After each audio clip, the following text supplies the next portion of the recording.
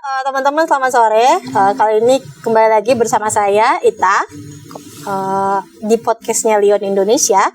Hari ini kita akan membahas terkait ini hal yang menjadi keseharian tuh. Bahkan udah bukan lagi isu yang wah gitu, tapi adalah hal-hal yang berdampak atau yang sering terjadi kepada serikat pekerja atau pekerja gitu.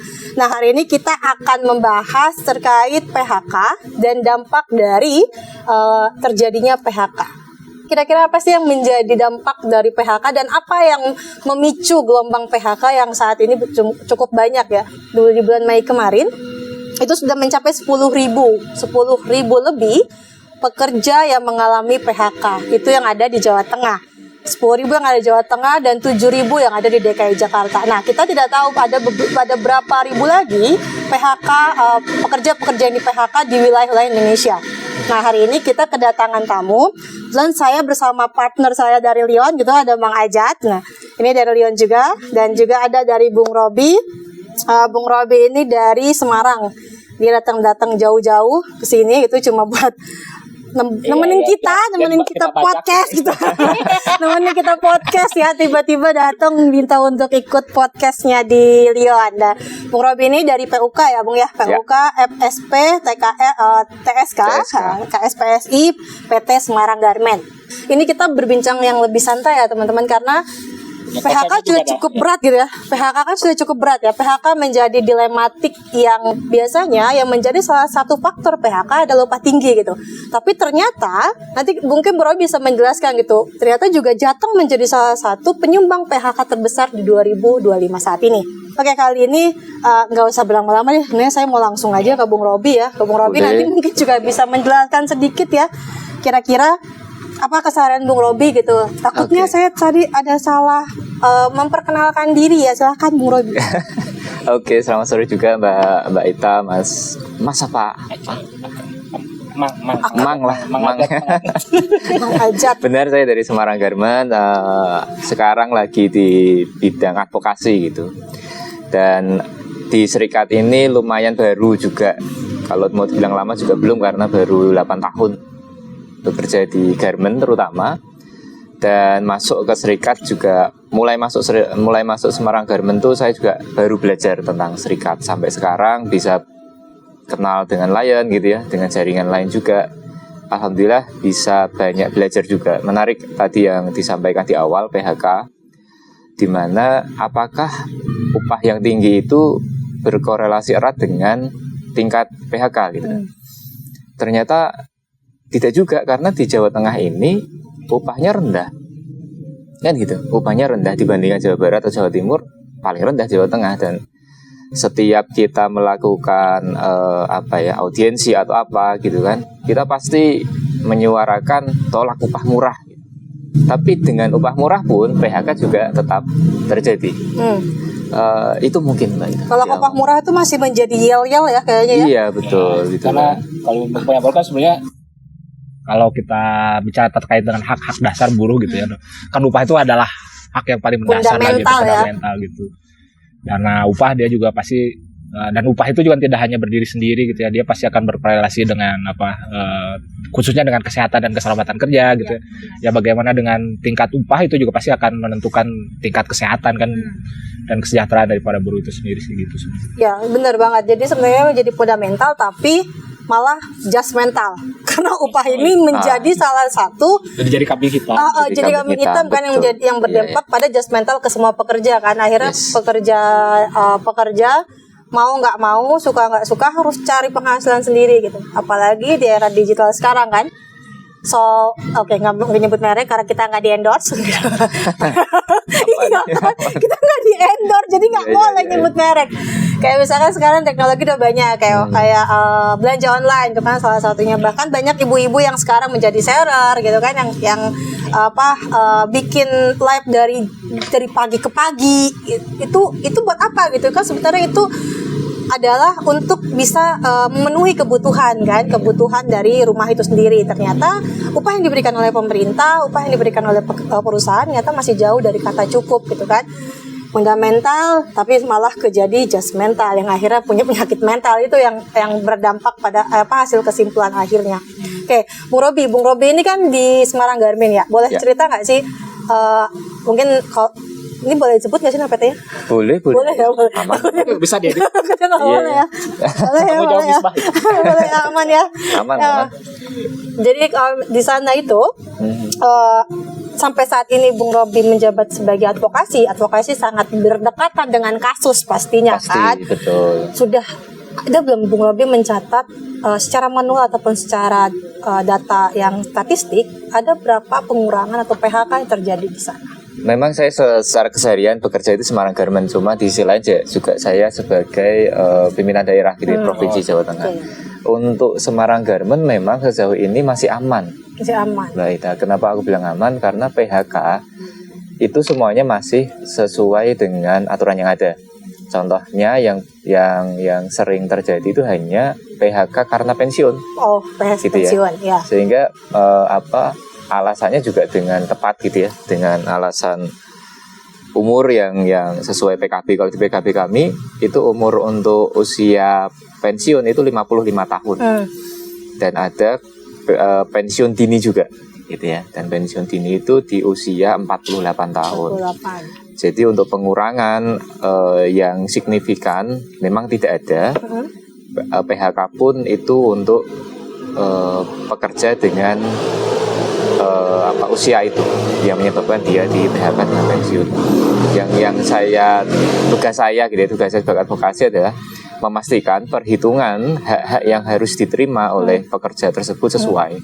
Kompensasinya. Haknya sesuai. Nah, menurut Bang Ajit nih, melihat dari ini kan data yang 10.000 orang itu kan bukan satu ya.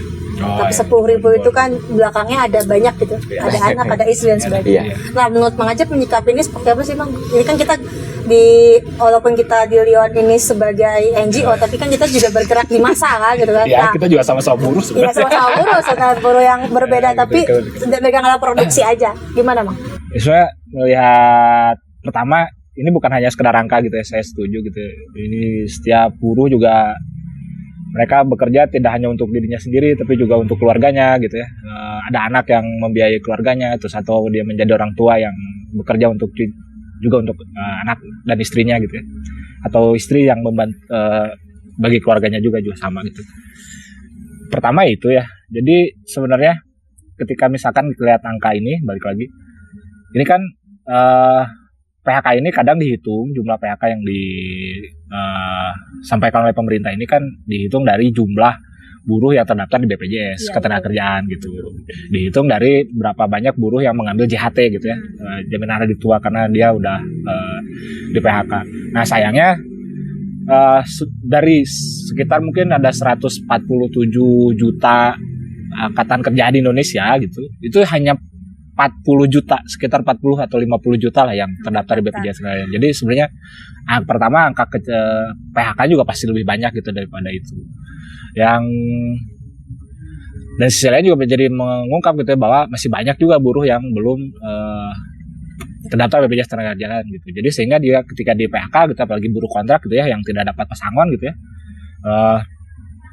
dia juga kehilangan haknya gitu ya untuk mendapatkan JKP atau jaminan hari tua dan hal yang lainnya gitu. Mungkin kita bicara gitu ya, sekarang apakah pekerjaan itu ada atau tidak ada gitu ya, sehingga banyak pengangguran gitu ya. Tapi kan yang menjadi pertanyaan itu adalah apakah semua buruh itu bekerja dalam posisi pekerjaan yang layak gitu. Seperti tadi yang bekerja di toko online gitu ya, di marketplace gitu, dia menjadi pedagang dan lain-lain. Itu kan mereka UMKM gitu ya, dan itu yang merepresentasikan 60% angkatan kerja di Indonesia itu yang terserap di industri informal gitu. Dan industri informal itu sudah rata-rata gitu, mereka jauh gitu. Jangan bicara tentang jaminan sosial sebagai BPJS Ketenagakerjaan gitu ya, tapi upah pun kadang ya mereka bisa di bawah upah minimum gitu. Jadi memang ya tidak hanya terkait dengan kehilangan pekerjaan gitu ya, tapi juga sebenarnya yang jadi pertanyaan dan yang mungkin juga harus didorong bersama-sama adalah bagaimana sih kita itu seharusnya gitu ya mendapatkan pekerjaan, bukan hanya pekerjaan tapi juga pekerjaan dengan upah yang layak gitu, kondisi K3 yang layak, dan juga mungkin juga kebebasan berserikat dan hal yang lainnya gitu. Itu juga misalnya catatan. Mungkin Iya, itu sih sebenarnya. segala hal yang dalam konteks kesejahteraan gitu ya, kesejahteraan ya kan sebagai Bung Robi tadi kan juga bilang di DPD ya? PD ya. DPD ya, DPD. Nah, Bung Robi, serikat itu pasti mempunyai isu yang pasti menjadi sentral. Ya. Nah, seberapa responsif gitu, Iya, responsibelnya dari pengurus gitu dari tingkatan pusat, DPD, DPC, saya nggak tahu urutannya takut salah. Untuk menyikapi terkait gelombang PHK massal yang otomatis pengangguran aja masih banyak nih. Betul. Ditambah lagi yang PHK, nah makin tambah banyak. Gimana, Bung? Akhir-akhir ini kita mengamati tentang apa sih dampak efek dari tarif Trump itu sendiri gitu ya. Oh ya, Karena rame juga ya itu. rame itu dan ternyata walaupun ini kan masih masa negosiasi ya antara Amerika dengan beberapa negara gitu ya. Cuma yang kami soroti itu jangan sampai serikat itu lengah, dalam arti ini isu global tapi sudah berdampak ke kita gitu. Padahal belum tentu ada impact langsung ke perusahaan gitu. Oknum-oknum lah ya biasanya nakal gitu, mengatasnamakan ini terjadi perusahaan kita berimpact nih dengan adanya tarif Trump gitu. Tapi kita serikat ternyata nggak punya akses untuk melihat melihat secara langsung apakah perusahaan kita benar-benar berimpact atau enggak gitu. Dan kebanyakan pun gitu ya, pekerja masih ini terlalu jauh mikirnya gitu. Gitu. Jadi mereka nantilah gitu. Yang penting gitu, ngejar target aja dulu gitu. Ngapain mikir internasional gitu loh. Bener-bener. Nah, itu yang dan saya gitu. Dari awal Trump ini memang sangat dan selalu mengikuti berita gitu kan, antara Amerika Cina yang kemarin sudah sempat diskusi turun tarifnya gitu kan, terus kemudian Trump menuding bahwa Cina melanggar perjanjian itu sendiri, sekarang naik jadi 50% lagi. Nah itu kan geopolitik internasional yang jangan sampai itu menjadi alasan manajemen perusahaan. Kita harus ada efisiensi, kita harus ada pengurangan karyawan karena isu yang ada gitu kan. Padahal belum tentu, karena masih masa negosiasi. Nah di internal PUK saya di level perusahaan gitu ya, serikat di level perusahaan juga membahas itu intens gitu ya, intens sambil melihat gerakan-gerakan yang ada, apakah terjadi PHK atau enggak di internal gitu. Ternyata tidak. Kemarin sempat menghold gitu ya. Jadi harusnya kalau di Garmen tuh ada fenomena setelah Lebaran tuh banyak yang keluar gitu ya. Nah, habis kontrak dan sebagainya gitu ya. Untuk di Semarang Garmen memang semuanya tetap gitu. Semua tetap. Cuma memang setelah Lebaran tuh fenomena yang ada, terutama untuk pekerja muda ya, masih paling kerja berapa bulan gitu ya, nanti mereka hanya nyari bukan di rumah kan, mereka hanya nyari THR gitu ya. Nanti setelah Lebaran mereka keluar entah pulang kampung entah apa, nanti masuk lagi gitu. Nah biasanya setelah itu tuh banyak merekrut, tapi di momen ini memang seperti tidak terlalu banyak yang direkrut gitu. Nah itu kita amati juga, dan kita selalu koordinasi dengan struktural di atas kita gitu ya. Saya juga ada di tingkat perusahaan, tapi juga ada di tingkat daerah. Di tingkat daerah pun saya bersama tim gitu selalu komunikasi gitu kan, di grup ataupun ketemu langsung untuk membahas ada nggak sih perusahaan lain gitu ya, terutama TSK gitu yang terdampak juga gitu. Ternyata hampir ya mirip, memang tidak PHK secara masif gitu ya, tidak, tapi ya itu tadi, perekrutannya ditahan dulu. Biasanya nerima 100 orang misal, 10 orang dulu deh gitu kan. Mungkin juga menjadi atau manajemen berpikir atau ancang-ancang lah ya, apa bahasa ini mereka menyusun langkah prepare untuk menghadapi gitu kan, nanti hasil akhirnya Juli seperti apa gitu. Itu sih paling yang terjadi. Kayak yang tadi kan disampaikan kayak pekerja muda ini terancam ya. Pekerja muda, Gen Z, yang sekarang Gen Z ada banyak banget isu-isu soal Gen Z yang lebih lebih banyak kan menjatuhkan gitu bahwa Genji itu lemah dalam Males. mental, malas, terus dikit-dikit self diagnosis saya bipolar gitu kan, saya mental health butuh healing gitu, nggak bisa di bawah tekanan dan sebagainya. Nah ini tapi ternyata juga Genji menjadi salah satu terlepas daripada menyumbang soal ide, Genji itu sebenarnya lebih kreatif kan, karena mereka hidup di dunia teknologi gitu. Betul.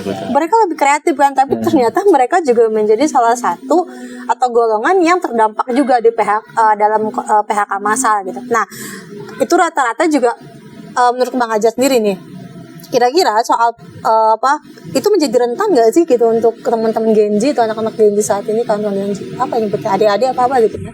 Ya sebenarnya sih mau dia pekerja muda atau misalkan udah memiliki pengalaman gitu ya, ataupun apapun jenis pekerjaannya gitu ya, terus mau laki-laki perempuan gitu ya, apapun industrinya sebenarnya kan tidak menghilangkan haknya gitu ya, hak setiap buruh gitu untuk mendapatkan penghidupan dan pekerjaan yang layak gitu.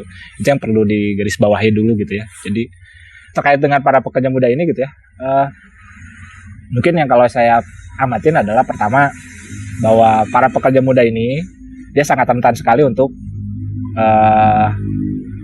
hak-hak ketenaga kerjaannya itu, atau hak untuk mendapatkan pekerjaan yang adil dan layak itu tidak terpenuhi. Kalau secara K3 dia sangat rentan sekali untuk mengalami kecelakaan kerja. Berdasarkan statistik itu, kalau berdasarkan BPJS Ketenagakerjaan itu didominasi, kasus kecelakaan kerja itu didominasi oleh para pekerja di bawah umur 30 tahun gitu.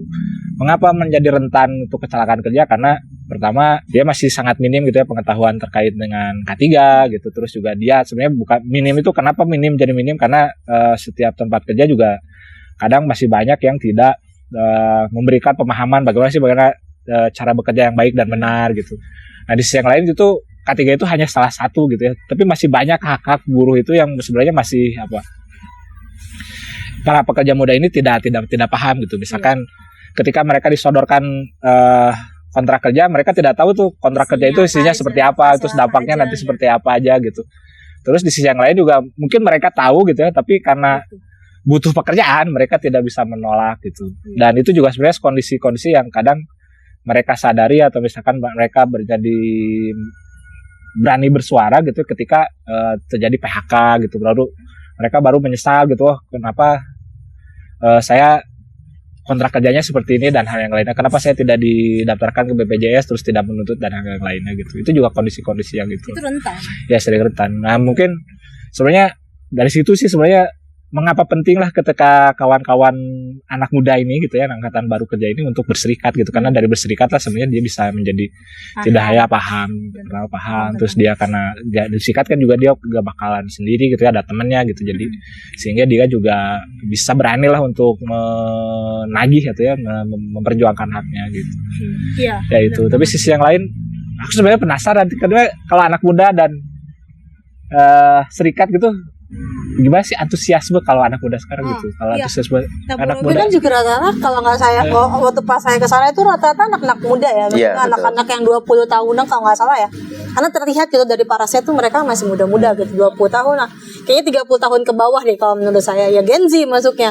Nah, Bung Robi sebagai pimpinannya gitu, sebagai mana gitu menghadapi teman-teman Gen Z ini gitu, yang pasti otomatis terlepas dari Gen Z-nya adalah anggota gitu, seperti apa pun. Ya memang Gen Z ini punya mindset yang mereka punya pikiran tersendiri gitu ya, mengenai dunia kerja gitu kan, dan isu-isu yang erat dengan mereka gitu, tadi mental health dan lain sebagainya gitu ya. Paham ya mereka ya. Mereka lebih paham gitu. Saya bipolar. Saya skizofrenia. Berat gitu. Iya itu skizofrenia tuh. Aku pernah tuh menangani hal kayak gitu. Itu berat sekali pendampingannya, karena dia selalu pembenaran tuh. Iya. Saat-saat seperti itu gimana caranya? Ya saya pun lagi belajar juga sama. Tapi terakhir Mbak Ita juga sering pernah mengisi juga di Semarang Garment tuh. Kan kita kalau ngadain kegiatan tuh kita kasih undangannya tuh secara umum gitu ya, tidak kita pilih gitu ya, jadi global ya, global umum gitu ya. Jadi misal per departemen 2 orang gitu, ya udah kita kasih ke departemennya gitu, 2 orang silahkan siapa aja gitu. Dan yang terakhir itu memang kebanyakan memang masih muda-muda gitu kan. Muda banget. Dan sedikit agak optimis gitu kalau yang muda-muda mulai mau berserikat. Karena memang susah gitu kalau saya melihat, saya boleh mengaku masih muda ya karena masih 30-an gitu. Ke bawah ya? Sama. Sama siapa? Ngomong Leo.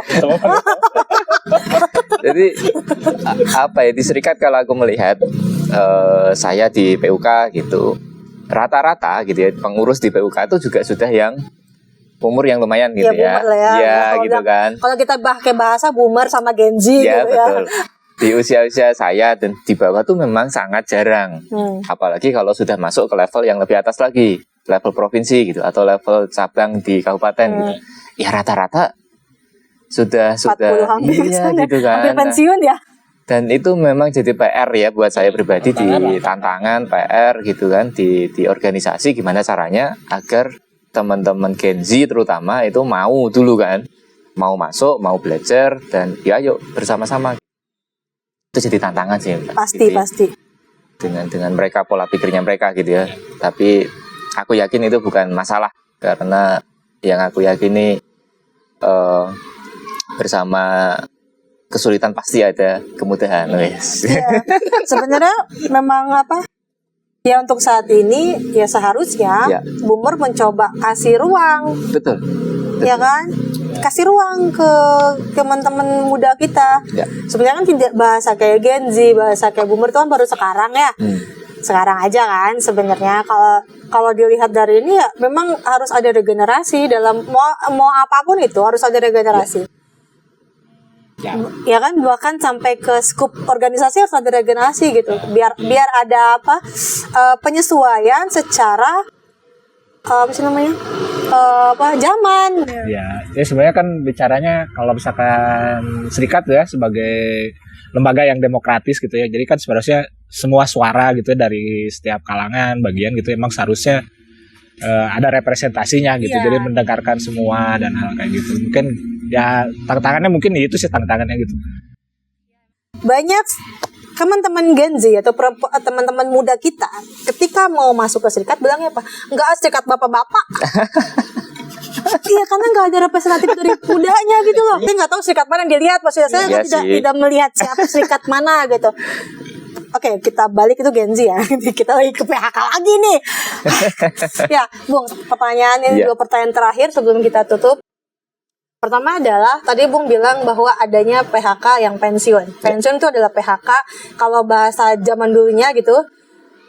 Nilai tertinggi pekerja adalah pensiun. PHK yang terhormat lah ya, bilangnya ya. Bukan pensiun dini ya, pensiun beneran ya.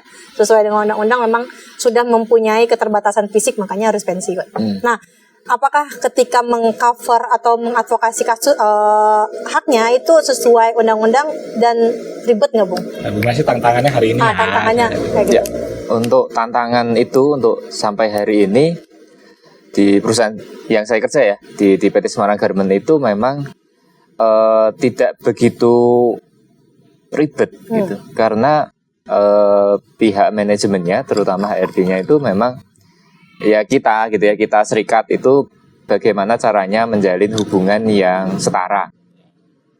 Jadi tidak agar kan banyak gitu yang mengeluh serikat dipandang sebelah mata gitu kan. Tapi kan itu terkait dengan strategi juga kan itu. Nah, kita di Semarang Garment memang bagaimana caranya menjalin hubungan yang setara tapi tidak dalam hal mencari kepentingan gitu. Ya kepentingannya adalah memperjuangkan hak-hak pekerja gitu. Jadi kita bisa memfollow up para pekerja yang akan gitu ya. Kita punya datanya gitu. Oh, bulan ini siapa gitu kan. Dalam 1 tahun ini berapa orang gitu. Kita punya datanya.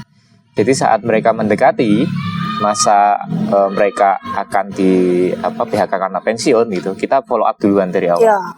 Dan kita pastikan itu dari awal gitu. Agar tidak ada misinformasi atau kesalahan-kesalahan atau human error gitu. Oh, karena lupa atau apa, itu nggak ada. Betul. Jadi kita follow up dari awal. Itu penting sih. Ya. Karena kadang manusia pura-pura lupa maksudnya. Nah, itu juga pentingnya berserikat sebenarnya. Manusia pura-pura lupa. kawan-kawan juga ada yang ngurus lah Ada yang gitu. backup, ada yang sambil backup, ada ngingetin. temenin gitu Nah, ketika ada. Pertanyaan terakhir sebelum kita penutup ya, Kang Ajat. Situasi global ini kan, ekonomi global lagi nggak baik-baik aja katanya sih. Tapi saya sama ekonomi setiap hari nggak baik soalnya nih. Ya gimana kalau saya setiap hari yang nggak baik, nggak mesti tahunin doang. Nah, itu seberapa berpengaruh sih Kang terhadap tren PHK yang sekarang per Mei ini? Ya sebenarnya mungkin sama gitu ya apa yang dilakukan kawan-kawan serikat, dan kami juga sering bareng gitu ya dengan kawan serikat gitu. Kita di sebelum bahkan dari tahun lalu juga dulu kita pernah buka namanya posko curhat buruh gitu ya. Jadi posko pengaduan bagi kawan-kawan yang mengalami masalah terkait dengan ketenagakerjaan gitu, khususnya terkait dengan PHK, karena biasanya PHK itu sebelum lebaran tuh banyak tuh masalah PHK atau yang diputus kontrak. Ya walaupun kita tahu gitu ya modus-modusnya mungkin ya di beberapa daerah di Jawa Barat itu karena perusahaan tidak ingin membayarkan uang THR gitu. Jadi sehingga diputus kontraknya, nanti setelah beres lebaran mereka direkrut lagi gitu. Nah, tapi selain itu kan di posko curhat buruh itu juga tidak hanya terkait dengan PHK, tapi juga masalah-masalah yang lain. Nah, di tahun ini, di sebelum dan sesudah Mei ini memang angka kasus kasus PHK ini cukup marak gitu ya. Selain sebelum lebaran, terus sekarang ada fenomena beberapa PHK di industri media gitu. Media kreatif ya. Di jurnalis, kawan-kawan jurnalis, terus kawan-kawan yang bekerja di media gitu. Itu juga cukup marak gitu, dan di nasional juga sebenarnya itu juga cukup marak gitu ya. Nah, sebenarnya yang berdasarkan pengalaman saya sih sebenarnya ketika melihat terkait dengan PHK itu pasti selalu ada gitu ya. Iya, betul. Apapun modusnya gitu ya. Tapi sayangnya gitu ya, dalam PHK itu seringkali hak-hak buruh yang di PHK itu tidak dibayarkan sebagaimana semestinya gitu. Dulu kita dengan alasan pandemi, terus sekarang ada alasan efisiensi, perang tarif gitu ya, terus sehingga hak-hak buruh yang seharusnya didapatkan itu dipotong lah gitu dengan alasan efisiensi gitu ya. Padahal sebenarnya uangnya ada gitu yang diberikan. Ya itu sebenarnya yang miris itu di sana gitu ya, dalam terkait dengan PHK itu. Dan melihat seberapa optimis gitu ya terkait dengan tantangan global gitu, apapun itu sebenarnya yang jadi ya bukan tidak percaya dengan pemerintah gitu ya sebenarnya.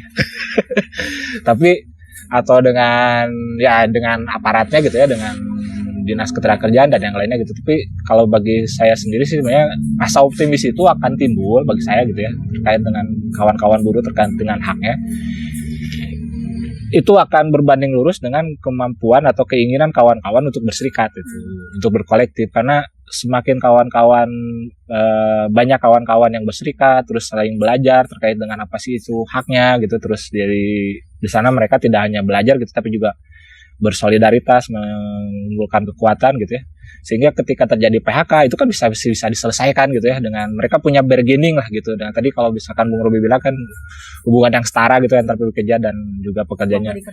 Nah, optimis itu timbul itu dari sana gitu sebenarnya. Jadi walaupun ya di sisi lain juga tentu saja kalau misalkan ada pemerintah mengeluarkan kebijakan, kalau kebijakannya baik ya tentu harus kita dukung gitu ya. Tapi kalau misalkan dengan kita berserikat gitu ya, menjalin aliansi dengan kawan-kawan lain, ketika ada kebijakan atau misalkan pelaksanaan kebijakan yang salah, itu juga kita punya kekuatan untuk mengkoreksi atau untuk memperbaiki hal itu gitu.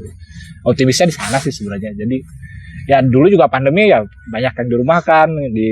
Dulu kan kita nggak pernah tahu gitu apa istilah no work no pay itu kan nggak ada sebenarnya itu ya. Kalau libur kan ya tetap harus dibayar gitu, apapun alasannya gitu. Tapi sekarang bisa no work no pay itu bisa dilakukan, dirumahkan tanpa dibayar gitu. Ya gitu. Jadi pandemi, efisiensi itu ya mungkin juga bisa jadi suatu alasan gitu sebenarnya. Tapi di sisi yang lain berarti ketika praktek-praktek yang pelanggaran itu terus terjadi gitu, berarti kan sebenarnya bukan karena pandemi ya, tapi memang karena sistemnya aja yang salah gitu. Sistemnya yang salah atau pelaksanaan dari sistem yang tidak berjalan. Ya sebenarnya berarti secara ekonomi global ataupun regional, dampak PHK memang itu sebenarnya sangat-sangat berdampak kepada pekerja gitu. Yang mana Yang selalu dikorbankan adalah hak pekerja, yang kesejahteraan pekerja. Sebenarnya kan kalau ngomongin PHK sepihak pun gitu, dari PHK sepihaknya gitu ya, dari PHK pun kan itu kan nggak boleh gitu dilakukan karena pemutusan hubungan kerja itu kan harus berdasarkan kesepakatan bersama gitu. Jadi kalau tidak boleh sepihak itu tidak boleh dilakukan. Makanya harus dan upaya-upaya untuk jangan terjadinya PHK itu kan seharusnya dikedepankan. Antisipasi Gitu. ada mitigasi resiko ya. Ya dikedepankan. Terus juga pemerintah juga tantangannya mungkin juga tidak hanya ya oke lah mungkin PHK gitu ya, beralih industri atau misalkan berkembang industrinya atau melakukan relokasi, tapi kawan-kawan buruh yang di PHK juga tidak mesti kehilangan haknya untuk mendapatkan kembali pekerjaan gitu yang layak gitu. Itu sebenarnya. Oke.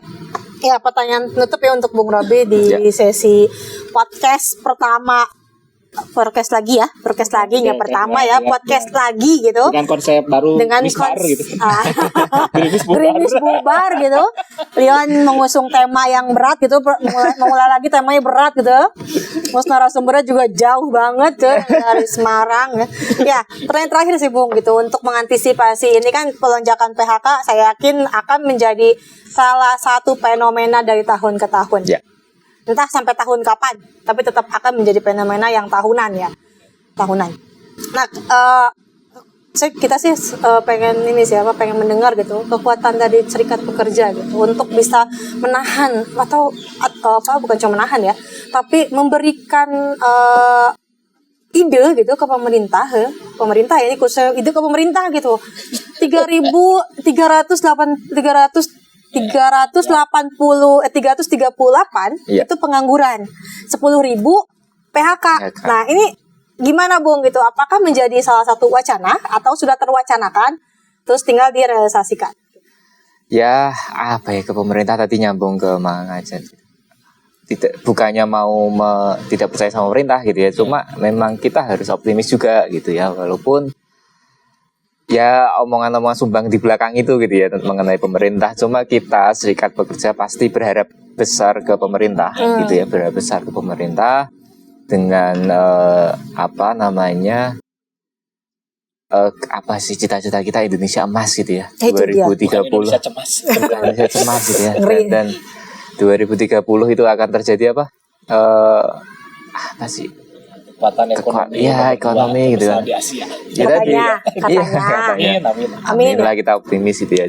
Nah, kembali lagi ke pemerintah, ya harus sediakan dulu gitu. Sediakan dulu tenaga kerja. Saya yakin Indonesia pasti bisa. Pemuda-pemuda atau tadi ya para Gen Z, pasti aku yakin mereka bisa kerja.